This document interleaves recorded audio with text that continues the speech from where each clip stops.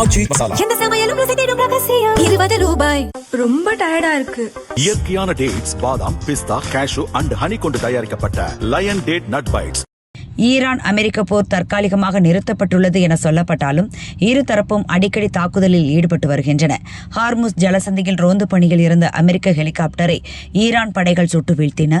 அதற்கு பதிலடியாக தெற்கு ஈரான் பகுதியில் அமெரிக்க கடற்படையினர் நேற்று தாக்குதல் நடத்தினர். இதில் ஈரான் வான் பாதுகாப்பு மற்றும் ரேடார் அமைப்புகள் அழிக்கப்பட்டன என ஈரான் அரசு தெரிவித்தது. அமெரிக்காவின் இந்த தாக்குதலுக்கு பதிலடியாக ஈரான் இஸ்லாமிய புரட்சிப் படையினர் பஹ்ரைனில் உள்ள அமெரிக்க கட்டமைப்பு மீது தாக்குதல் நடத்தின. பஹ்ரைன் அரசும் இதை உறுதி செய்தது. போர் பதற்றத்தால் மீண்டும் ஹார்முஸ் ஜலசந்தியை மூடுவதாக ஈரான் ராணுவம் அறிவித்துள்ளது. எந்த கப்பல் ஹார்முஸ் ஜலசந்தியை கடக்க முயன்றாலும் அதன் மீது தாக்குதல் நடத்தப்படும் என்றும் எச்சரிக்கப்பட்டுள்ளது. ஈரானின் இந்த எச்சரிக்கையை மீறி ஜலசந்தியை கடக்க முயன்ற 2 கப்பல்கள் தாக்கப்பட்டுள்ளன. ஈரானால் தாக்கப்பட்ட அந்த கப்பல்கள் எந்த நாட்டைச் சேர்ந்தவை என்ற தகவல் வெளியாகவில்லை.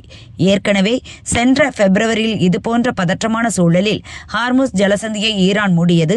உலகின் சுமார் 20% எண்ணெய் ஏற்றுமதி ஹார்முஸ் வழியாகவே நடைபெறுகிறது.